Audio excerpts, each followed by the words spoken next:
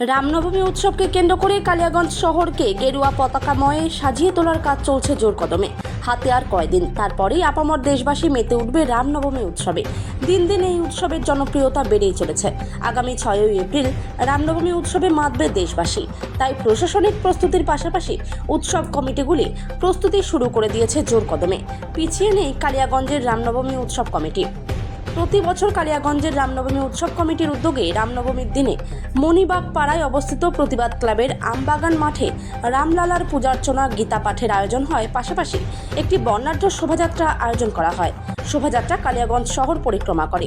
হাতে আর সময় নেই, তাই উৎসব কমিটির পক্ষ থেকে কালিয়াগঞ্জের রাজপথ সাজিয়ে তোলা হচ্ছে গেরুয়া পতাকাময়ে। দিনের শহর ব্যস্ত থাকার কারণে রাতে সাজানো হচ্ছে উৎসব কমিটির সদস্যরা বলে জানান বিশ্বজিৎ মহন্ত। আপনার নাম? আমার নাম বিশ্বজিৎ মহন্ত। কি করতেছেন আপনারা? আগামী 6 এপ্রিল আমরা জানি শ্রী রামচন্দ্রের পূর্ণ জন্মতিথি উপলক্ষে রামনবমী উদযাপন হয়। প্রতি বছর না, এবছর কালিয়াগঞ্জে রামনবমী উদযাপন হবে। তার সাথে বর্ণাঢ্য শোভাযাত্রা কালিয়াগঞ্জের রাজপথ পরিক্রমা করে, তারই প্রস্তুতি চলছে।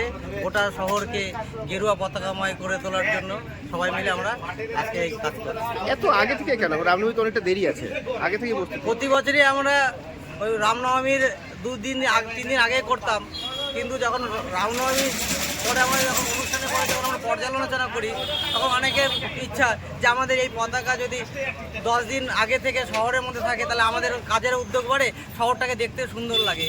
তাই শহরকে সুন্দর করে সাজিয়ে তোলার জন্য এই এত আগে উদ্যোগ নেওয়া। তাহলে এখন প্রচন্ড ব্যস্ত আপনাদের নাকি? হ্যাঁ, এই রামের জন্য ব্যস্ত। সমস্ত কাজকর্ম সেরে রাত্রিবেলা আমরা এসেছি, এই ফাঁকা সময় একটু কাজ করছি।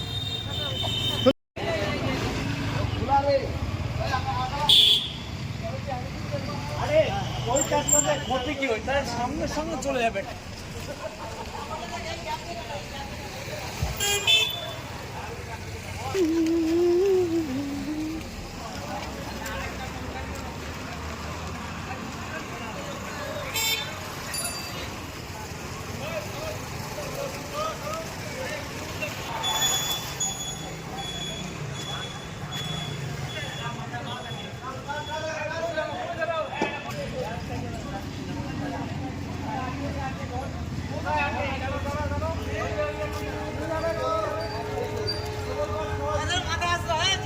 হার্টবিট দেখো আমার।